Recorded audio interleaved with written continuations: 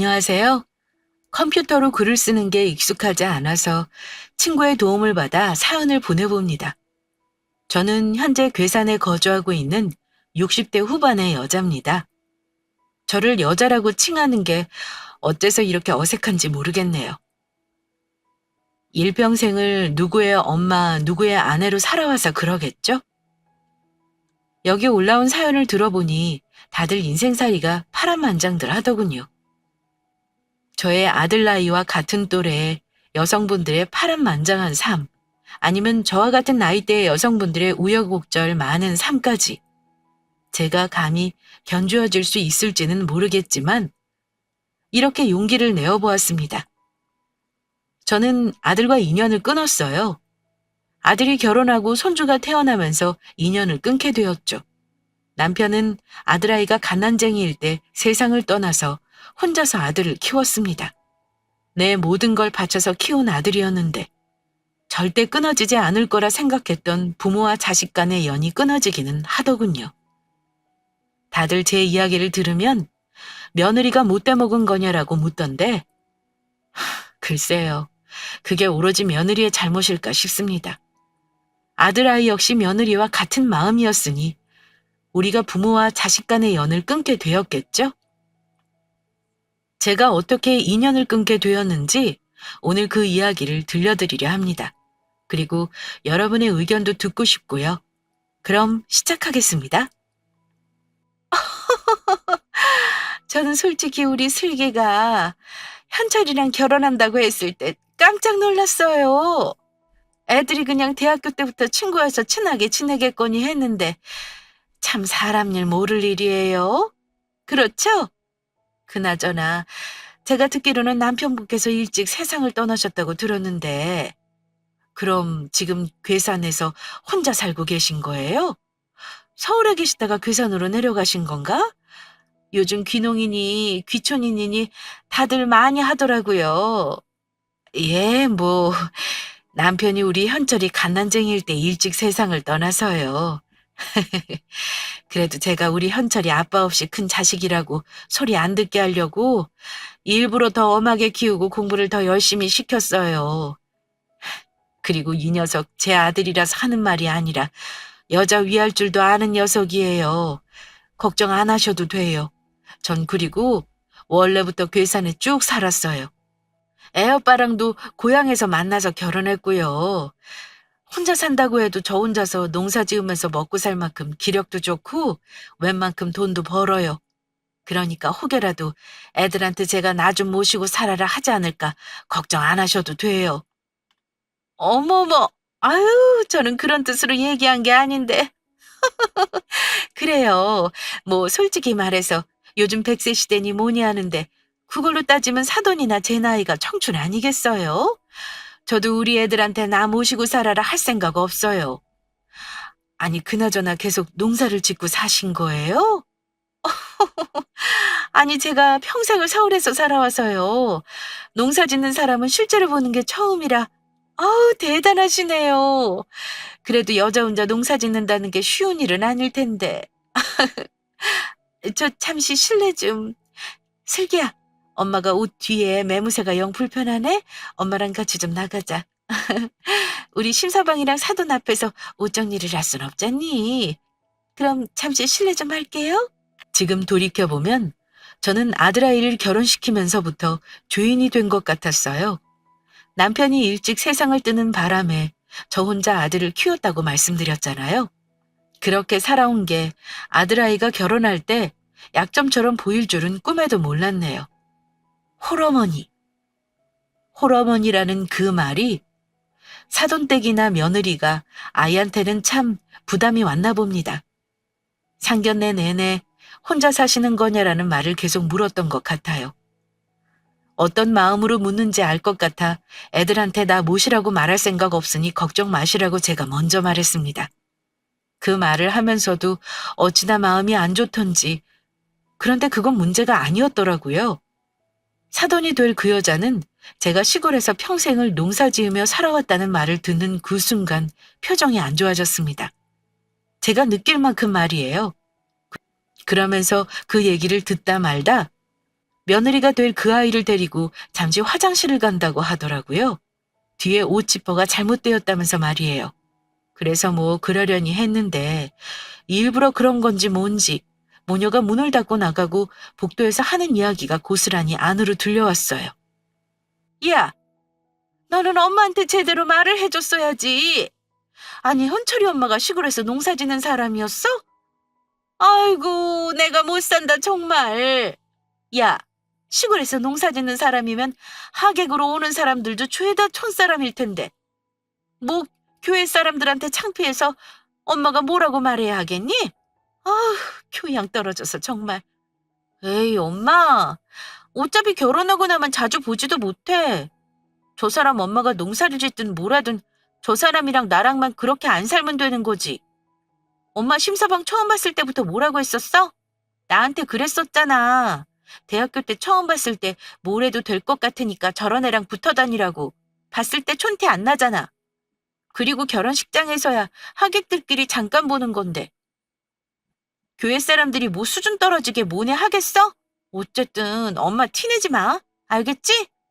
표정 관리 좀 해, 표정 관리 좀. 저 소리를 듣고 앉아있는데 두 모녀의 발자국 소리도 멀어지고 말소리도 멀어졌지만 사람들이 나눈 그 짧은 대화가 제 귓가에 계속 맴돌았습니다.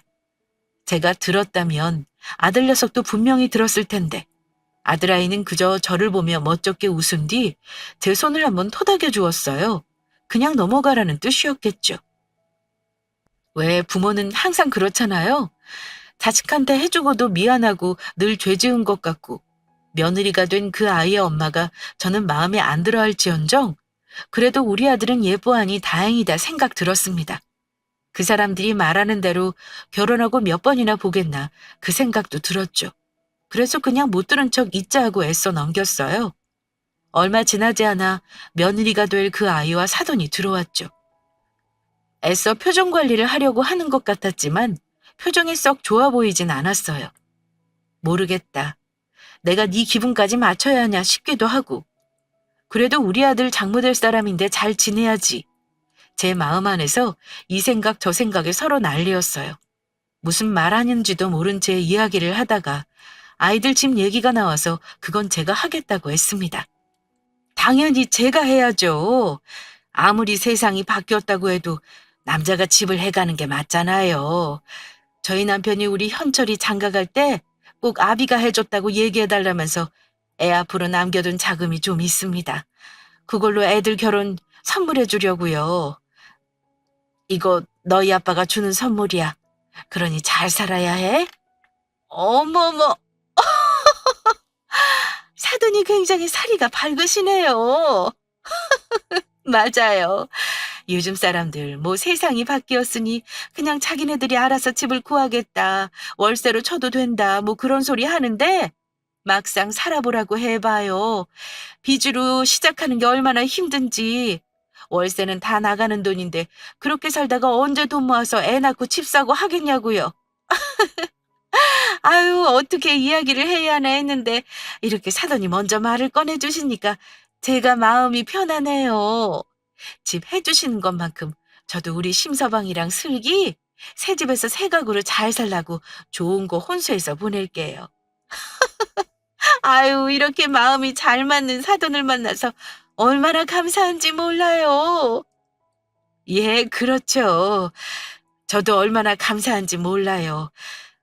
다만 다른 게 아니라 제가 보기에는 아직 우리 현철이가 아이로 보여서요. 결혼하고 자식 낳아봐야 철된다고들 하잖아요. 그래서 애들 자식 낳기 전까지는 제가 명의로 해놓으려고요. 애들 집 제 명의로 해두겠습니다. 뭐 명의만 제 이름이지 뭐 사는 건 애들이잖아요. 그리고 애들 앞으로 집까지 있으면 사돈 말대로 돈 모아야 하는데 세금이 얼마나 나오겠어요. 괜찮지 슬기야? 괜찮지 아들? 아유, 뭐 어차피 애들 집 사주시는 거 그냥 명의도 애들 앞으로. 아유, 뭐 그래요. 애들 앞으로 집 있으면 세금도 많이 나갈 텐데 너희들 자식 낳기 전까지 열심히 돈 모아둬. 사부인이 너희들 돈 모으라고 세금도 다 내주신대잖아. 아유, 사돈 아무튼 저희 잘 지내봐요. 집 얘기를 꺼내고 나니까 사돈이 될 여자며 며느리가 될 그 아이, 그리고 제 아들 녀석까지 표정이 확 밝아졌어요. 남편이 세상을 떠나기 전 병마와 치열하게 싸우면서도 나중에 우리 아들이 자라면 꼭 아비가 해줬다고 말해달라면서 아들 앞으로 돈을 남겨놓고 세상을 떠났습니다. 아들에게 남겨준 그 동네에 전 절대로 단 한 번도 건드린 적 없었어요. 아들 녀석에게도 일부러 단 한 번도 말하지 않았던 돈이었습니다. 누굴 닮았는지 남편이나 저나 그 누구도 돈을 헤프게 쓰는 성격들이 아니었는데 아들 녀석은 어릴 적부터 돈을 물수도 써댔어요. 그런 아들 녀석을 알았기에 그 돈에 대해 얘기하지 않았고 신혼집 해주면서도 집 명의를 제 앞으로 해두겠다고 한 것이었습니다. 명의를 누구 앞으로 하건 말건 그저 자기들 앞에 새 집이 생긴다는 사실에 신이 났었나 봐요. 아들 녀석과 며느리는 그 자리에서 친구들한테 자랑하고 아주 난리도 아니었습니다. 또 그렇게 좋아하라는 모습을 보니 조금 전에 있었던 서운한 마음도 금방 잊게 되더라고요. 그리고 그날 이후에도 며느리는 제게 살갑게 잘했습니다. 다만 조건이 있었던 것 같아요. 꼭 저한테 뭔가를 사달라고 하거나 필요한 것이 있을 때만 살가웠죠. 그것도 제가 당시에는 몰랐네요. 아들 레이와 인연을 끊고 나서 제가 알았습니다. 아이고, 현철이 엄마 며느리 잘 됐네. 서울에서 여기가 어디라고 매일 주말마다 와서 일을 거들어? 아이고, 좋겠다, 좋겠어. 현철이 색시, 주변에 고운 친구들 없어? 우리 현철이 색시처럼 참하고 착하면 좋겠는데. 에이라이, 주책이야. 우리 며느리 같은 애가 어디 흔한 줄 알아? 얘 슬기야, 너 저 아줌마 말 듣지 말어. 어디서 우리 며느리를 넘보고 있어. 돌아오면 경민이한테도 서울로 가서 일하라고 해. 어머, 저 옆편네 봐봐. 봐봐, 며느리 아주 어깨가 하늘로 솟네. 솟아. 현철아, 경민이 좀 챙겨봐. 너만 좋은 여자 만나서 장가가지 말고. 아유, 부럽다, 부러워. 아들 녀석과 며느리가 될 아이는 상견례 이후에도 매주 주말마다 괴산으로 내려왔습니다. 내려와서 농사 짓는 걸 도왔죠. 제가 이래저래 농사한다고 판 버려놓은 게 많아요. 그래서 혼자 하기에는 아무래도 무리가 있었죠. 농번기 때는 다른 집들도 다들 바빠서 일손이 부족했거든요. 아들과 며느리가 될 아이가 함께 와서 옆에 있어주니 세상 부러울 게 없었습니다. 무뚝뚝한 아들만 키우다가 제잘제잘 말도 많이 하고 애교도 많은 며느리를 만나니 이래서 딸 가진 부모가 좋은 건가 싶었네요. 어머니 있잖아요. 저거 저 사람한테 이왕이면 좀 높은 층으로 집 알아보면 어떻겠냐라고 얘기했거든요. 그랬더니 돈 더 많이 든다고 싫어하는 거예요. 어머니, 이왕이면 높은 층이 낫지 않을까요? 나중에 집 할 때 생각해도 저층보다는 고층에서 집값도 많이 나가잖아요. 돈이 혹시 부족하면 제가 엄마한테 말해보든가 아니면 뭐 제가 대충 해도 더 받죠 뭐. 그래, 나중에 팔 거 생각하면 고충이 낫기는 하지. 그래서 돈이 얼마나 부족한 건데. 너희 시아버지가 세상 떠나면서 현철이 집 해주라고 한 건데 부족하면 내가 더 보태는 게 낫지. 그거를 왜 사돈한테 말하고 너희가 대출받아. 내가 보태줄 테니까 너희 하고 싶은 집으로 해라. 정말요? 어떡해. 저 너무 좋아요. 역시 어머니. 제가 이래서 저 사람보다 어머니랑 말하는 게 더 좋다니까요. 감사합니다, 어머니. 그러면 제가 서울 올라가자마자 집 보고 어머니한테 바로 전화 드릴게요. 어머니, 제가 오늘 여기 있는 거 반 이상 일하고 갈게요. 아이고, 됐어. 허리 아파서 못 써. 적당히 하고 저녁 먹고 얼른 쉬어. 평일에도 내내 일하는 애들이 주말까지 시골 와서는 웬 고생이야. 에이, 어머니 뵈러오는 건데 뭐가 고생이에요. 전날도 그랬어요. 구하고 싶은 집이 있는데 고충이다 보니 집값이 더 나간다. 돈을 더 보태달라. 그 말을 하려고 괴산까지 내려온 것이었죠. 얼마나 영악한 줄 몰라요. 살살 웃으면서 어머니, 어머니, 코맹맹이 소리까지 내면서 온갖 애교를 다 부립니다. 그래, 이왕에 사는 거 너희 마음에 드는 집에 살아라는 마음으로 제가 돈을 더 보태주겠다고 했습니다. 아주 좋아 죽겠다 하면서 펄쩍펄쩍 뛰어오르더라고요. 자식이랑 며느리가 기뻐하니까 제가 다 마음이 뿌듯하더라고요. 이렇게 가족이 되어 가나 보다 괜히 마음이 뭉클했습니다. 하지만 그 감동은 길게 가지 못했어요. 저녁 먹을 시간이 지났는데도 며느리가 들어오질 않길래 대체 어디 갔나 하고 집을 한 바퀴 돌았죠. 가만히 들어보니 뒷마당 쪽에서 목소리가 들려오는 겁니다. 누군가와 통화를 하는 것 같았어요.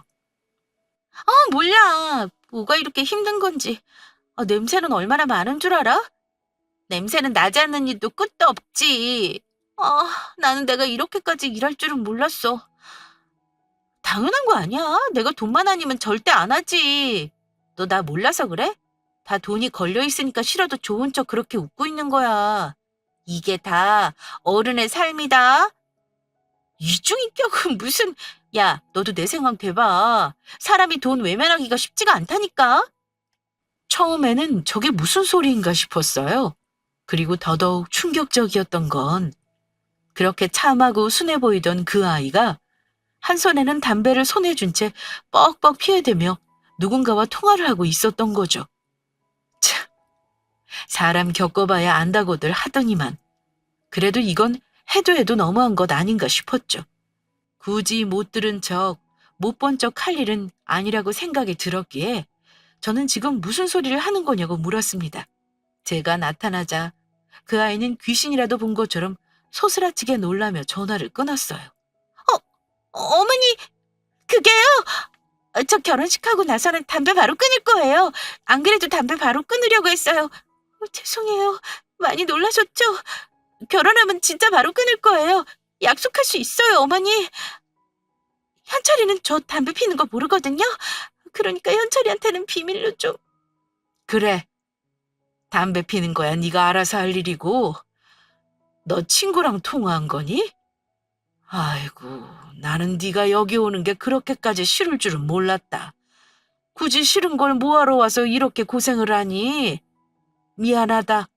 어디서 꽃향기라도 나는 거름이 있으면 내가 갖다 놨을 텐데 아직 대한민국에는 꽃향기 나는 거름은 없나 보다. 아이고, 내가 너한테 뭐 얼마나 큰 돈을 준다고 했길래 네가 그렇게 싫은데도 와서 일을 하는 거냐? 뭐 얼마가 필요했길래 나한테 와서 그 싫은 거름 냄새 맡아가면서 일을 하는 거냐고? 대답을 해! 어머니, 오해하시는 거예요. 제가 어머니한테 오는 게 싫기는 왜 싫어요. 괴산해서 일하는 게 싫다고 한 게 아니라 저기 동물병원 나가는 거요. 그거 싫다고 친구한테 얘기한 거예요. 내일이면 또 출근해야 하는데 동물병원 가서 일하기가 너무 싫어가지고 그런 거지. 아이, 제가 어머니한테 오는 게 싫기는 왜 싫어요. 저 정말 서운해요, 어머니. 저를 그렇게밖에 안 보신 거예요? 어머니, 정말 그런 거 아니에요. 진짜 못 믿으시겠으면 제가 친구한테 다시 전화 걸어서 무슨 얘기 했는지 말해달라고 할게요. 어머니, 정말 오해하신 거예요, 네? 이게 딱 집어서 거짓말 하지 마라고 할 수도 없는 게 며느리가 될 아이가 불평을 토로하면서 단 한 번도 시댁이라던가 괴산이라는 말을 올리지 않았다는 거예요. 말에 주어가 없다 보니까 그 아이가 이곳 시골에 오기 싫다고 한 건지 자기 말 그대로 동물병원에 출근하기 싫다고 한 건지 알 수가 없는 거죠. 거기다가 담배까지 피우고 앉아 있었으니 아들아이가 읍내로 심부름 가서 천만다행이었습니다. 며느리가 될 그 아이는 오해라고 정말 아니라면서 저를 붙잡고 울고불고 그렇게까지 우는데 더군다나 내가 뭘 확실히 들은 것도 아니었기에 찝찝했지만 그냥 넘어가는 수밖에 없었어요. 그때라도 제가 알아챘어야 하는 건데 말입니다. 결국 그렇게 저는 아들아이의 결혼을 진행했어요. 그렇게 아이가 결혼하고 저는 다시 평범한 일상으로 들어온 듯 했습니다. 그러다 뜻밖의 소식을 접하게 되었어요. 아들 내외가 결혼한 지 6개월 만에 말입니다. 아이고, 정말이야? 정말? 아이고, 내가 못 산다, 정말. 어떡해? 애기는 괜찮다니? 건강하대? 아이고, 장하다. 슬기가 앞으로 정말 힘들 거야. 여자들 임신하면 몸도 무겁고 괜히 울적하기도 하고 그럴 테니까는 네가 슬기한테 잘해야 해. 응? 아이고, 이걸 어떻게 하니? 너무 좋다. 너무 좋아. 네, 다름 아닌 아들내외 임신 소식이었습니다. 이곳 썰TV 구독자분들 중에도 손주 손녀를 보신 분들이 계시겠죠? 정말이지 이것이야말로 경험을 해본 사람들만이 어떤 감정인지 알 수 있는 것 같아요. 아직도 내 눈에는 아이처럼 보이는 내 자식이 자기 자식을 가졌다는 게 얼마나 신기하고 경이로운 일인지, 내 아이를 가졌을 때와는 또 다른 감동과 기쁨이 몰려왔습니다. 아들이나 며느리나 욕심이 많은 아이들이 없기 때문에 저는 아이를 낳으면 내가 어느 정도 도와주겠다고 했어요. 아들 장모 되는 사람이 이래저래 몸이 약해서 손주가 태어나도 돌봐줄 수는 없는 상황이었거든요. 요즘 뭐 아동학대다 뭐다 말들이 많아서 솔직히 남한테 귀하디 귀한 내 손주를 맡기고 싶은 생각은 없었습니다. 무서웠거든요. 하지만 며느리는, 그리고 제 아들 녀석은 저와 생각이 달랐어요. 아니에요, 어머니. 저희 엄마도 힘드셔서 안 한다고 하셨는데 제가 어머님한테 어떻게 부탁을 드려요? 어머님도 힘드실 텐데. 저 어머니, 그러면요. 차라리 시터 구해주시면 안 돼요? 안 그래도 제가 아기 낳은 친구들 통해서 괜찮은 시터 알아봤거든요. 그런데 되게 유명하신 분이어서 그런지 가격이 조금 비싸서. 어머니, 직접 와서 도와주신다고 생각하시고 저 그냥 시터 한 번만 구해주세요. 네? 그래, 엄마. 엄마 괜히 괴산해서 여기 온다고 짐 싸들고 왔다가 내려갔다 하면 엄마도 피곤하고 우리도 신경 쓰이고, 그리고 엄마가 와서 일하고 계시는데 슬기가 어떻게 편하게 쉬겠어? 저 사람 말대로 엄마가 와서 아이 봐주는 대신에 베이비시터나 구해줘. 맞아요. 어머니, 저는 어머니 고생하시는 거 너무 싫어서 그래요. 그리고 어머니 이제 이 사람이랑 저랑 아이 낳을 거니까 철든 거 맞죠? 왜 어머님이 상견례 때 그러셨잖아요. 철 좀 들고 해야 집 명의 이 사람 앞으로 해주실 거라고요. 그러면 우리 아이 태어나면 저희 집 이제 이 사람 명의로 해주시는 거예요? 약속 꼭 지키셔야 해요. 베이비시터를 구해달라고 했을 때 서운하지는 않았습니다. 그냥 내가 생각을 좀 덜 했구나라고 생각이 들었어요. 친정엄마도 아니고 시어머니가 집에 며칠 몇 달씩이나 머물면서 아이를 봐준다고 한다는 게 며느리 입장에서는 불편할 수도 있겠다는 생각이 들었거든요. 거기까지는 그래도 좋았는데 며느리랑 애가 한다는 소리가 아이 낳게 되면은 그때는 꼭 집 명의를 아들 이름 앞으로 해달라고 제게 아주 말뚝을 박더라고요. 그 말을 들을 때는 참 대단하다 싶었습니다. 그래서 그냥 알았다고 했어요. 그런 거 생각하기 전에 몸 잘 챙겨서 건강하게 아이 잘 낳으라고요. 아이 낳고 몸 안 상하게 하면 지금부터 몸 잘 챙겨야 한다고 말입니다. 코로나가 있기도 했고 거리도 있어서 이제 제가 찾아오는 걸 별로 좋아하진 않았어요. 저도 굳이 애들 불편하게 찾아가고 싶지도 않았고요. 제가 아들 내외를 본 건, 그리고 손주도 함께 본 건 출산을 하고도 1년이 지난 저희 남편 기일 때였습니다. 영상 통화로 그리고 사진으로만 보던 손주를 실물로 보게 되었는데 제가 얼마나 들떠 있었겠어요. 아이한테 안 좋지 않을까 하루 온종일 집안에 쓸고 닦고, 아들 내외가 오기 한 일주일 전부터는 저는 온 집안을 대청소했습니다. 하루에 2번씩 샤워했어요. 혹시나 내 몸에서 안 좋은 냄새가 나지 않을까 해서 말입니다. 일부러 며느리가 좋아한다는 음식도 해놓고요. 아이 낳느라 몸이 약해진 건 그건 같은 여자만 아는 거잖아요. 애썼을 며느리 생각해서 좋다는 음식 다 해놨습니다. 그리고 드디어 아들 내외와 손자가 도착했죠. 세상에, 아이고, 아이고, 어쩜 이렇게 인형 같을까? 아이고, 예뻐라. 아이고, 아이고, 우리 현철이 어렸을 때랑 똑같네. 아이고, 아가, 어디서 이렇게 예쁘게 태어났니? 응? 며느리 품에 안긴 손주 아이를 보는데 꼭 아들 녀석이 막 태어났을 때를 다시 보는 것 같았습니다. 글쎄요, 이걸 뭐라고 해야 할까요? 아들을 품에 안았던 그날의 느낌도 떠오르고 아들한테 다 주지 못했던 사랑을 손주에게 다시 더 줄 수 있을 것 같아 안도감도 들고 여러 가지 감정이 복합적으로 떠올랐습니다. 아들 내외가 도착하기 전 몇 번이고 씻었던 손을 덜덜 떨면서 그 귀엽고 포슬포슬한 볼을 만지려 했어요. 그때였죠. 제 손을 뭔가가 탁 하고 쳐내더라고요. 그건 다름 아닌 며느리였습니다. 아들 녀석은 자기 와이프가 그런 행동을 하는데도 그저 바라보고만 있었어요. 자세히 보니 아들 녀석의 미간도 찌푸려져 있었습니다. 어머니, 지금 뭐 하시는 거예요? 농사일하신 더러운 손으로 아이를 만지면 어떻게 해요? 어머니 손은 닦으셨어요? 손소독제는 바르신 거예요? 어머니, 아이 만지실 때 저한테 말 좀 하고 만지세요. 그러게 내가 뭐라 그랬어? 엄마한테 시훈이 맡기고 오자고 했잖아. 어린애 피곤하게 서울부터 괴산까지 차 타고 오고 제사가 뭐라고.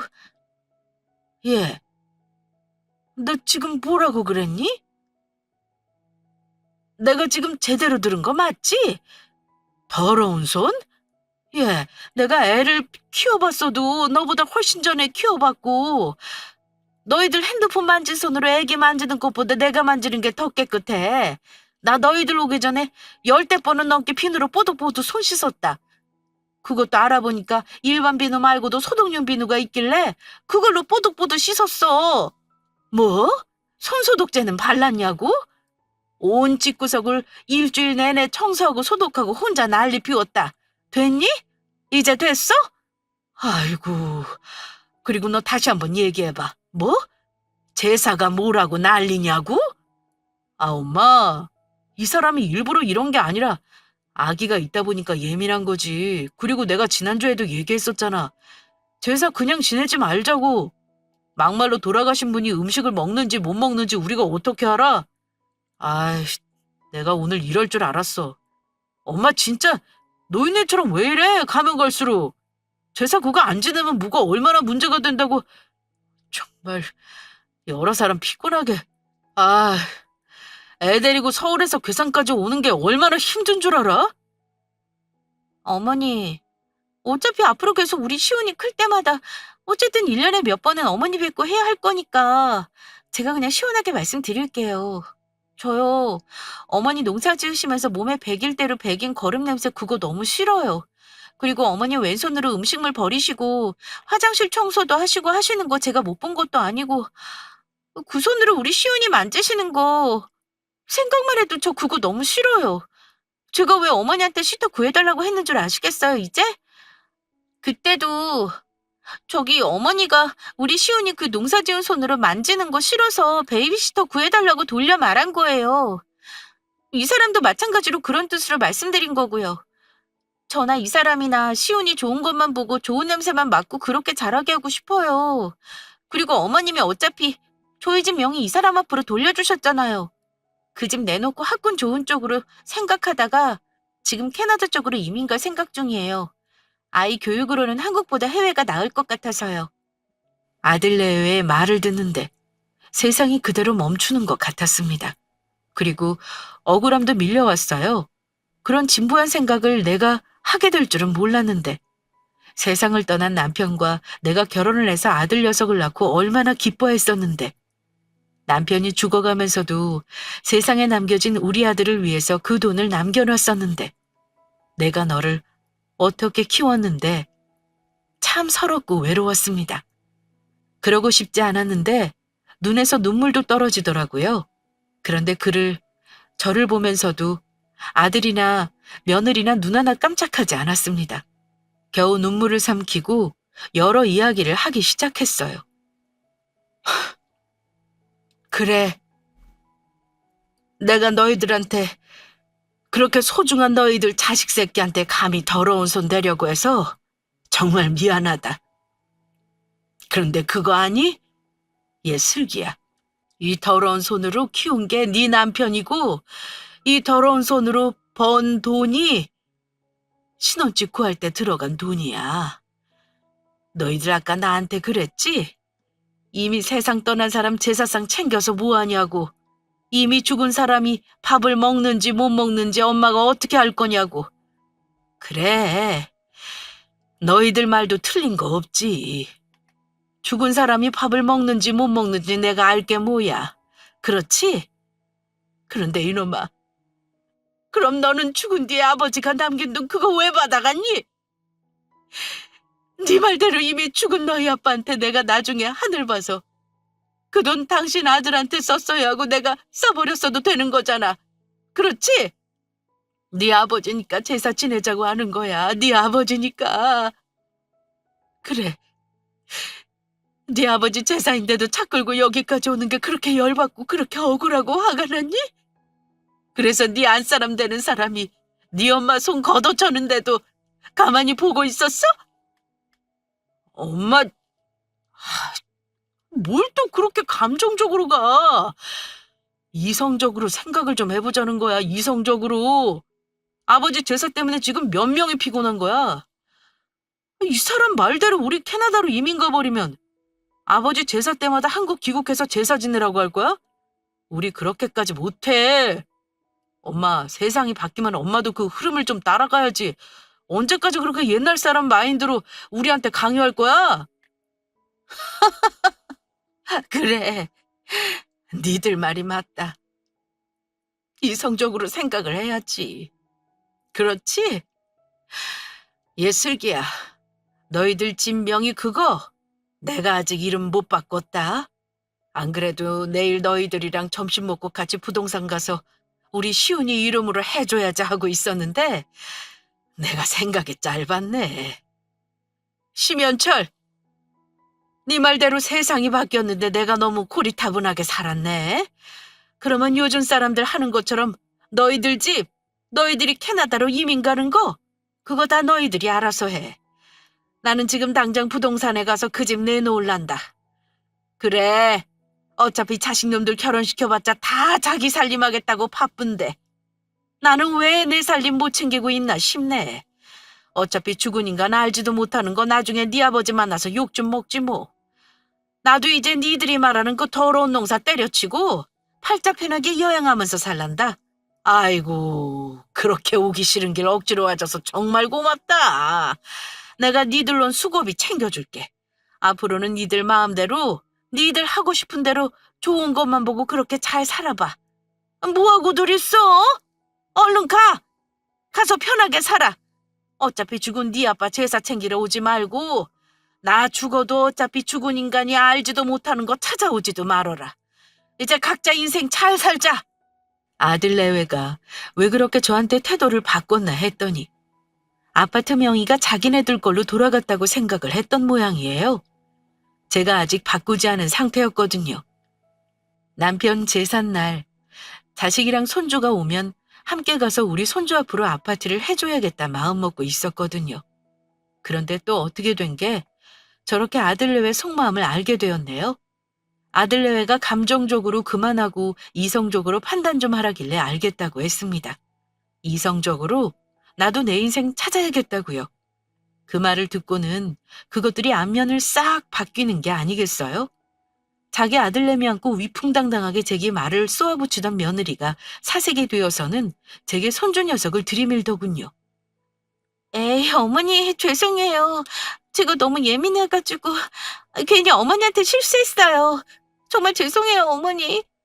어머니 손주가 이렇게 할머니 보겠다고 하는데 한 번도 안 안아주실 거예요? 시훈아, 할머니한테 안겨볼까? 할머니한테 가서 시훈이 왔어요. 해보자. 어머니, 화 좀 푸세요. 네? 제가 잘못했어요. 제가 좀 일찍 와서 어머니 음식 하시는 것도 같이 돕고 했어야 하는데. 저 정말 죄송해요, 어머니. 제가 너무 예민해져서 그랬어요. 당신도 뭐해? 얼른 어머니한테 죄송하다고 말씀드려. 엄마, 그게 아니라, 맞아. 이 사람 말이 맞아. 우리 둘 다 요즘에 예민해가지고, 다 내가 그러면 안 되는데, 아무리 엄마가 좋고 편해도 엄마한테 말을 가려서 했어야 되는데, 내가 정말 미안해요. 내가 잘못했어요, 엄마. 어? 화 좀 풀어. 우리 아버지 제사 지내고 내일 뭐 어디 좋은 데로 갔다 올까? 내일 나들이 한번 싹 하고 엄마 말대로 부동산 들리면 되겠다. 어머, 그러네. 딱이다. 어머니, 저희 내일 점심 먹고 드라이브도 좀 하고 그렇게 기분 전환도 하고 그래요. 네? 너무 좋다. 그것들이 아주 사람을 바보로 알더군요. 눈 가리고 아웅도 아니고 불과 몇 분 전만 해도 눈에 쌍심지를 켜고서 정신 좀 차리려 하던 인간들이 집 얘기가 나오자 저한테 저렇게 달라붙었습니다. 그때 알았어요. 내 모든 오장육부가 끊어지는 것 같겠지만 정말 마음 아프고 괴롭겠지만 부모 자식 간의 연을 여기서 끊어야 한다고 말입니다.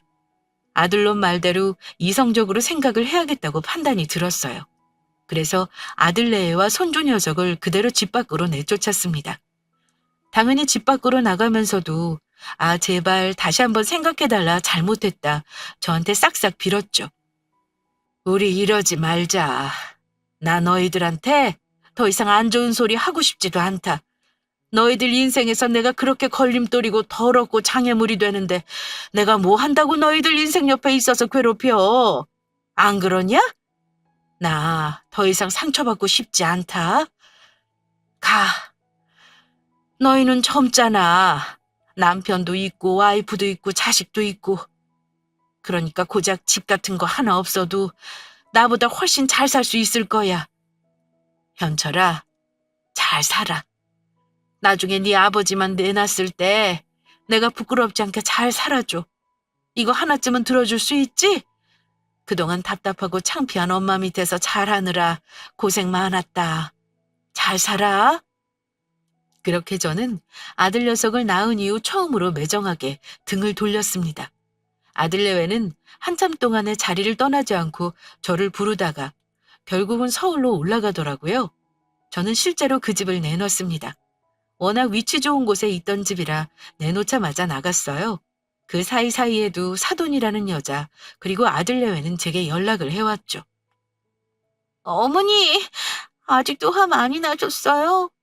어머니, 저희 정말로 캐나다로 이민 가야 해요. 저희 둘 다 회사에도 다 사직서 내놓고 이번 달이 이제 마지막 출근인데 저희 이 상태로 땡전 한 푼 없이 캐나다로 넘어가 버리면 저희 가서 시은이 고생만 시킬 게 뻔하잖아요. 그건 어머니도 아시죠? 저희 친정도 요즘에 상황이 안 좋아서 도와주지도 못한대요. 저희가 기댈 때라고는 어머님밖에 없어요. 어머니, 제발 저희 얼굴 안 보신다고 하셔도 할 말 없어요. 그런데 돈은 원래 그 집 저희 주시기로 하셨던 거였잖아요. 그러니까 저희 마지막으로 한 번만 좀 도와주세요. 제발요, 어머니. 뻔뻔하게도 또 돈 얘기였습니다. 자기네들을 안 봐도 상관없으니 집 팔지 말아달라고 하더군요. 캐나다로 이민 갈 때 그 집을 팔아서 가려고 했는데 집을 그렇게 됐든 가져가 버리면 어떻게 하냐고요. 그건 이제 네가 다 컸으니 알아서 하라고 했습니다. 세상이 바뀌었으면 그 흐름을 따라가야 하지 않겠냐고 말이에요. 아들 녀석, 아니 아들이었던 그 아이는 제게 참 무서운 사람이라고 한 뒤 알겠다고 연락 안 하겠다고 했습니다. 그게 제가 아들과 한 마지막 연락이었어요. 그리고 지난달 아들내외가 다시 한번 연락을 해왔습니다. 캐나다 이민에 진짜 가야 하니 돈 좀 달라고 말이에요. 그 돈만 주면 두 번 다시 연락하지 않겠다고요. 지금까지 제 사연을 들은 여러분께 여쭤볼게요. 저는 어떻게 해야 할까요? 그 돈을 줘야 할까요? 이게 참 고민이 됩니다. 아들내외와 인연을 끊을 때만 해도 차라리 잘 됐다. 저런 자식이라면 안 보고 사는 게 낫다. 속 시원하다 생각을 했는데 이렇게 앓는 소리를 해대며 연락을 해오니 괘씸하기도 하면서 참 어찌해야 할지 난감합니다. 저와 같은 경험이 있으시다면 아니면 속 시원하게 조언을 해줄 분들이 계시다면 꼭 의견 좀 남겨주세요. 부탁 좀 드리겠습니다.